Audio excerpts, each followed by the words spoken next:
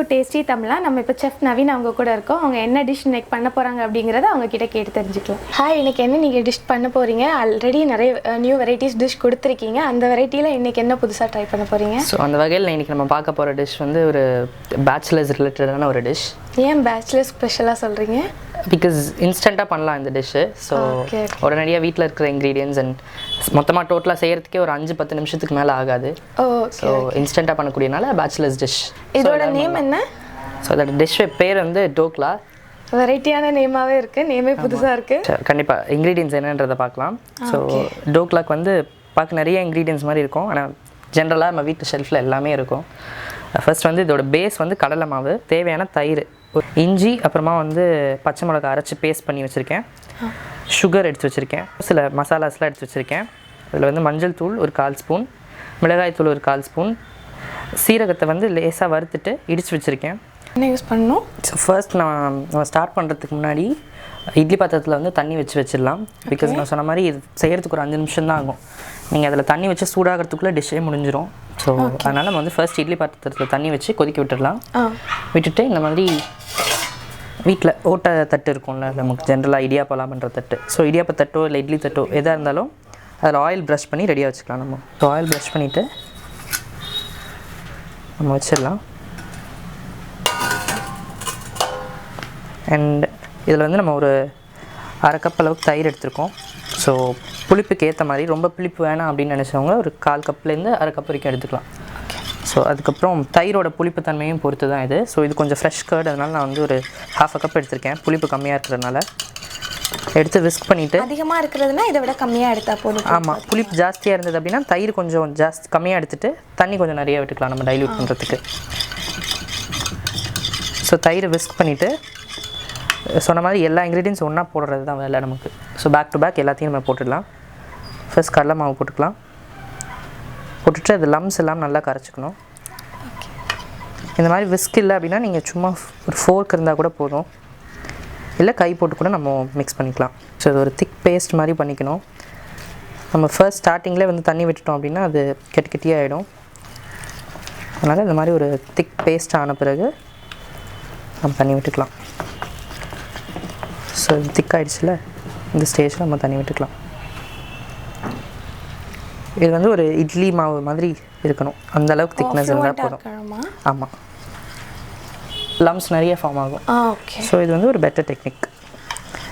And நான் சொன்ன மாதிரி இது இஞ்சி அண்ட் பச்சை மிளகா, பூண்டு எதுவும் ஆட் பண்ண இல்லை, சும்மா அவ்வளோ பெரிய இஞ்சி, ஒரு துண்டு இஞ்சி ஒரு 1 இன்ச்சுக்கு எடுத்துகிட்டு ஒரு 2 பச்சை மிளகா நம்ம காரத்துக்கு ஏற்ற மாதிரி தான் போட்டு இந்த மாதிரி பேஸ்ட் பண்ணி வச்சுருக்கேன். நான் கம்மி குவான்டிட்டி அப்படின்றனால நான் கொஞ்சம் நிறைய தண்ணி ஊற்றி பேஸ்ட் பண்ணியிருக்கேன், அதனால தண்ணியாக தெரியுது. இது வந்து தண்ணி அதிகமாக இருக்கணுமா அந்த டிஷ்ல? இது இல்லை, அதுக்காக இல்லை, நான் கம்மி குவான்டிட்டி போட்டேன். ஸோ ஜாரில் சுத்தாது இல்லையா, அதனால் கொஞ்சம் எக்ஸ்ட்ரா தண்ணி விட்டு தண்ணியாக அரைச்சி வச்சுருக்கேன். நீங்கள் நிறைய பண்ணுறதா இருந்தால், வீட்டுக்கு ஒரு 5 பேர் 6 பேருக்கு பண்ணுறதா இருந்தால் நீங்கள் அப்படியே இந்த குவான்டிட்டியை வந்து நிறையா பண்ணிக்கிட்டிங்கன்னா ஆஸ் யூஷுவல் உங்களுக்கு குவான்டிட்டி ஜாஸ்தியாகிடும், பேஸ்ட் மாதிரி வந்துடும். ஸோ அதனால் இந்த தண்ணி மாதிரி இருக்கிறனால இது கொஞ்சம் கேர்ஃபுல்லாக விடணும் நம்ம. ஏன்னா நம்ம ரொம்ப தண்ணியாக அரைச்சிருந்தோம் அப்படின்னா இந்த பேட்டர் டைல்யூட் ஆகிடும். அந்த டிஷ்ஷுக்கு தேவையான சால்ட், நிறைய சால்ட் பிடிக்காது இதில், பிகாஸ் நம்ம கடலை மாவு அந்த தயிர் தான் யூஸ் பண்ணுறோம் இதில். மற்றபடி சால்ட் பிடிக்கிற மாதிரி இதில் வேறு எதுவும் இல்லை. And sugar. ஸோ இது வந்து ஒரு குஜராத்தி டிஷ், அதனால் வந்து சுகர் ரெண்டுமே ஆட் பண்ணி. ஆமாம், ஏன்னா நான் சொன்ன மாதிரி இது ஒரு குஜராத்தி டிஷ். ஸோ அவங்க எந்த டிஷ் பண்ணாலும் அவங்க கொஞ்சம் சுகர் ஆட் பண்ணுவாங்க. ஓகே, சுகர் எந்த அளவுக்கு நம்ம யூஸ் பண்ணோம் இதுக்கு? சும்மா ஒரு 2-3 சிட்டிகை இருந்தால் போதும்.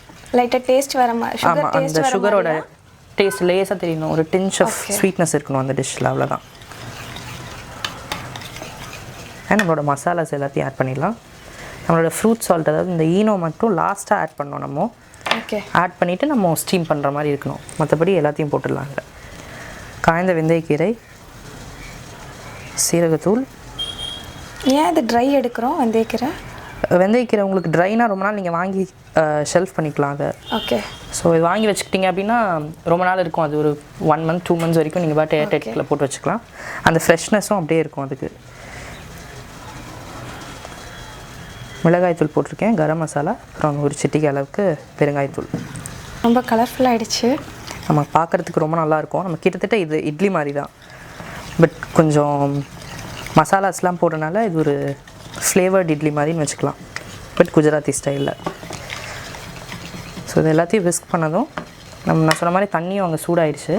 ஃப்ளேம் இன்க்ரீஸ் பண்ணிக்கிறேன். ஓகே. ஸோ அவ்வளோதான், இதுதான் வந்து ஃபைனல் ஸ்டேஜ். ஸோ நம்மளோட ஃப்ரூட் சால்ட் இது வந்து ஒரு பேக்கெட் நான் சொன்ன மாதிரி ஒருத்தர் இல்லை 2 போர்ஷன் வரும் இது. அதனால் இதில் ஹாஃப் போடுறேன் நான். போட்டுட்டு விஸ்க் பண்ணிங்கனாலே உங்களுக்கு தெரியும், அது அப்படியே ஃப்ளஃபி ஆகிடும். ஸோ நம்ம பேக்கிங் சோடா பேக்கிங் பவுடர் போட்ட மாதிரி ஆகிடும். ஸோ இதை வந்து நம்ம அப்படியே மிக்ஸ் பண்ணிவிட்டு நம்மளோட இட்லி பாத்திரத்தில் ஊற்றி ஸ்ட்ரைட் ஊற வைக்க அந்த மாதிரி எதுவுமே வேணாம், ஸ்ட்ரைட்டாகவே வந்துட்டு மிக்ஸ் பண்ண உடனே வந்துட்டு நம்ம இதில் ஊற்றிடலாம். அதனால தான் நான் இது பேச்சுலர்ஸ் டிஷ்ஷுன்னு சொன்னேன். ஓகே. சொன்ன மாதிரியே சட்டன் 5 மினிட்ஸில் முடிஞ்சிடுச்சு. எக்ஸாக்டாக 5 மினிட்ஸ் கூட ஆயிருக்காது. ஸோ நான் பேசிகிட்டே பண்ணனால 5 மினிட்ஸ் மாதிரி இருக்குது. டக்குன்னு பண்ணோம் அப்படின்னா ஒரு 2-3 மினிட்ஸ் தான் அது எல்லாத்தையும் போட்டு மிக்ஸ் பண்ணுறதுக்குலாம். இன்க்ரீடியன்ஸ் மட்டும்தான் மிக்ஸ் பண்ணியிருக்கோம், வேறு எதுவுமே அதில் வந்துட்டு ஆட் பண்ணுறதுக்கோ இல்லை ஊற வைக்கிறக்கோ இல்லை. ஆமாம், நம்ம வந்து லிட் போட்டுடலாம். ஸ்ப்ரெட் பண்ண வேணாமா? இல்லை, நான் கம்மி போர்ஷன் பண்ணுறேன், என்னோடய தட்டு பெருசாக இருக்குது, அதனால் ஒரு பக்கமாக அது இருக்குது. நீங்கள் சின்ன வெசல் மாதிரி ஏதாவது இருந்தது மோல்டு மாதிரி இருந்ததுன்னா நீங்கள் வீட்டில் அது கூட போட்டுக்கலாம். ஓகே. ஜென்ரலாக பேச்சுலர்ஸ் கிச்சன்னாலே பாத்திரம் அரைகுறையாக தான் இருக்கும். கரெக்ட் தான். ஸோ அந்த மாதிரி உங்கள் வெசலுக்கு ஏற்ற மாதிரி நீங்கள் போட்டுக்கலாம். இப்படி தான் ஸ்ப்ரெட் பண்ணி இது மாதிரி ஷேப் இல்லை விட வேணாம் கிடையாது. நீங்கள் இட்லி தட்டில் ஊற்றுறது இருந்தால் அந்த ஷேப்பில் ஊற்றி கூட நம்ம வச்சுக்கலாம். அந்த மாதிரி கொஞ்சம் கொஞ்சமாக நம்ம இது பண்ணிக்கலாம். இல்லைன்னா இந்த மாதிரி ஒரே தட்டில் ஊற்றிக்கலாம். இல்லை சின்ன சின்ன கப்ஸ் இருந்தது, குட்டி குட்டி கிளாஸஸ் இருந்ததுன்னா கூட நீங்கள் அதில் ஆயில் தடவிட்டு நீங்கள் போட்டுக்கலாம். ஓகே, அது கொஞ்சம் வெரைட்டியாக ஷேப்பில் இருக்கும். நம்மக்கிட்ட என்ன பாத்திரம் இருக்கோ அதில் பண்ணால் போதும். இது பேச்சுலர்ஸ்க்கு மட்டும் இல்லை, ஈவினிங் ஸ்கூல்லேருந்து வர சில்ட்ரன்ஸ்க்குமே ரொம்ப கலர்ஃபுல்லாக டேஸ்டியாகவே இருக்குது. 5 மினிட்ஸ் ஆகிடுச்சு, அது நல்லா ஆவி பறக்க ஆரம்பிச்சிடுச்சு. ரெடியாக இருக்குமா? செக் பண்ணிக்கலாம் இருக்கும் நம்ம. ஓகே, நல்லா கலர்ஃபுல்லாக ஸ்பைசி கேக் மாதிரியே இருக்குது பார்க்க. எக்ஸாக்ட்லி. ஸோ நான் சொன்ன மாதிரி டிஃப்ரெண்ட் கப்ஸில் அந்த மாதிரி ஊற்றினீங்கன்னா இன்னும் நிறைய ஷேப்ஸ் கிடைக்கும். ஸோ நீங்கள் சொன்ன மாதிரி கிட்ஸ்க்கு வேணும், ரொம்ப இன்ட்ரெஸ்டிங்காக சாப்பிடுவாங்க, அந்த மாதிரி கூட நம்ம பண்ணிக்கலாம். ஸோ சும்மா ஒரு நைஃப் வச்சு குத்தி பார்க்கலாம். கேக் மாதிரி ஒட்டாமல் வரணும். ஆமாம். ஓகே. ஸோ வந்திருக்கு, பட் ட்ரையாக தான் இருக்குது. ஸோ நோ ப்ராப்ளம், நம்ம போய் எடுத்துடலாம். ஒட்டினாலும் பரவாயில்லையா? ஆமாம். ஓகே. நம்ம வந்து அந்த ஒட்டுற அந்த பீசஸ் வந்து டச் பண்ணி பார்த்தாலும் நமக்கு தெரியும். மாவு மாதிரி இருக்கிறதுக்கும் குக்காகி ஸ்டிக் ஆகிறதுக்கும் டிஃப்ரென்ஸ் இருக்குல்ல உங்களுக்கு. ஸோ இப்போ வந்து கட் பண்ணிவிட்டு எடுத்துக்கலாம். அதை இட்லி மாவு பதத்துக்கு மாதிரி தான். ஆமாம்.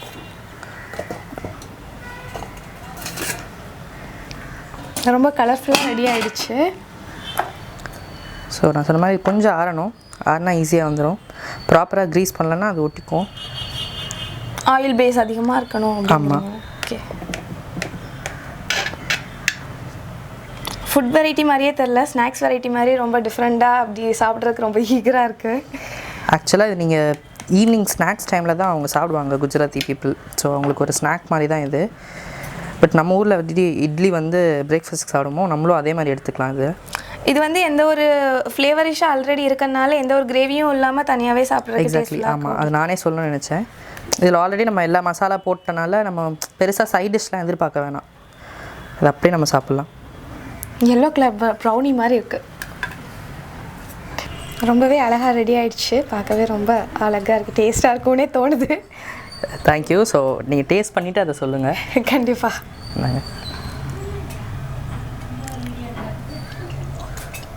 ரொம்ப சூப்பராக இருக்குது, சால்ட்லாம் ரொம்ப கரெக்டாக இருக்குது. தேங்க்யூ.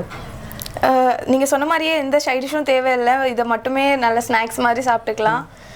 ரொம்ப கிட்ஸ்க்கு ரொம்பவே பிடிக்கும் இது, இந்த மாதிரி ஐட்டம்ஸ் அவங்க ரொம்ப விரும்பி சாப்பிடுவாங்க.